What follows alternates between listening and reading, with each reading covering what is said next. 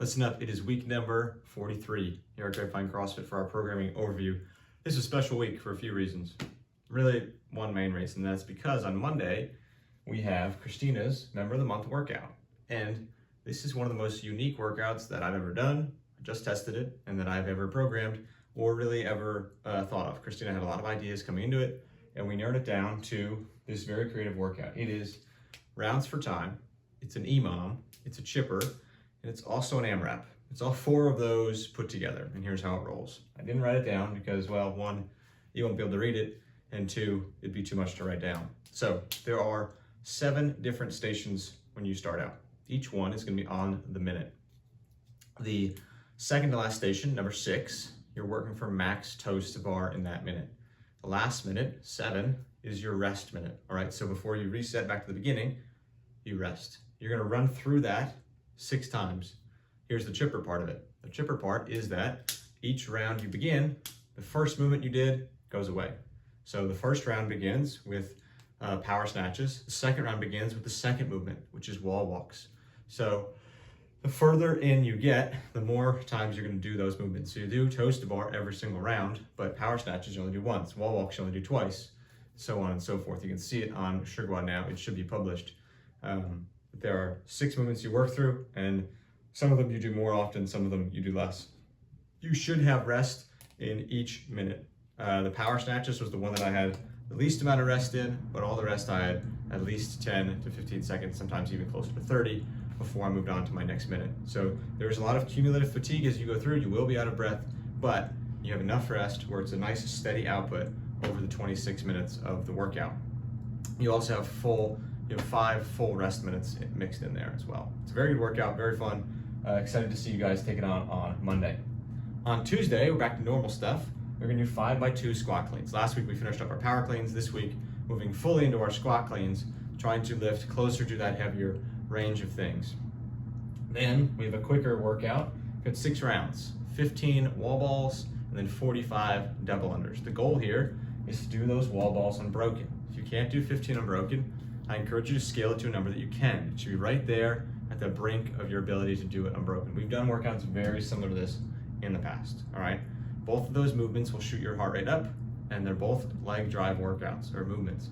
So be careful, moderate yourself, take a few breaths between each movement and each round.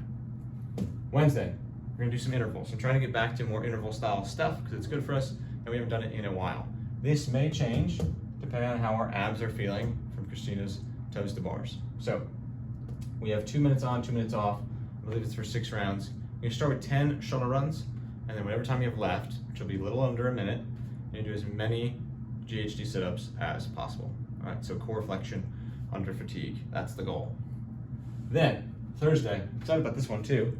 It's an EMOM as well, but you're gonna work until completion. Completion being finishing 60 total power snatches. How the workout goes, minute number 1, you're gonna do ski. You have 12 cals for guys, 9 for the ladies. For most of us, that's pushing it. You're not gonna have a ton of rest there. Then, minute 2, you're gonna go max power snatches. Minute 3, you will rest. All right, gonna keep going until you finish 60 total snatches. Friday, it's a partner workout again, because you guys aren't complaining enough for me to get rid of it. So here it is. You're gonna do, one partner will do 15 pull-ups. I might increase that to 20, not sure yet. Part number 2 will do 20 step-ups with a kettlebell. The first person to finish their station, depending on how good you are at pull-ups, it should be the pull-up station. That person will start a sled drag around the parking lot, the short loop of 200 meters. Each round, the second person, when they finish, they will come help move the sled. So that can either look like switching on and off. It can look like one strap for one person, one strap for the other person. It can look like pulling and pushing. I don't care what that looks like, but it's about you moving that sled all the way around the loop, all right? It's not gonna gain any weight, it's gonna be the same weight the whole time, but it should be challenging, all right? If you're just cruising along with that sled very easily, it is not heavy enough. You should feel very fatigued on the sled. That is the hard part of the workout. The pull-ups and the step-ups are more of your break, to be honest, all right? This brings us to Saturday, our 3rd Coach's Gauntlet workout. This is Zach's workout. This is acid bath, all right? It's a very famous workout. If you haven't done it yet, you should. It's a really cool workout. It is skiing, rowing, and then concept 2 biking. So how it goes, you have 500 on the ski, 500 on the row, and then 1,000 on the bike. The time cap is 6 minutes for guys, 7 minutes for the ladies. Your goal is to just push as hard as possible. Your body should burn at the end of this. And really for probably the next 5-10 minutes after it too, if you push yourself correctly. It's a very challenging workout, very mentally tough. So that's Saturday's workout. Should be a fun one. If you think you can beat us, show up at 10:30 to do it instead of at class. All right. That is the week. If you have questions about Christina's workout, ask them, because that's the only way you can get them answered. Next week, Tyler and Julie will be starting coaching in the gym more. They'll have their own classes. We won't be around shadowing them anymore, making sure they do whatever they're supposed to do.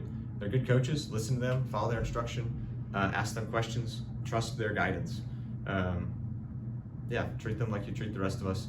Should be a fun week. Really excited about Christina's workout on Monday. You should be too. If you don't typically come on Mondays, or if you weren't planning to, change your plans. Be there. All right. That is all I got. I'll see you guys in the gym.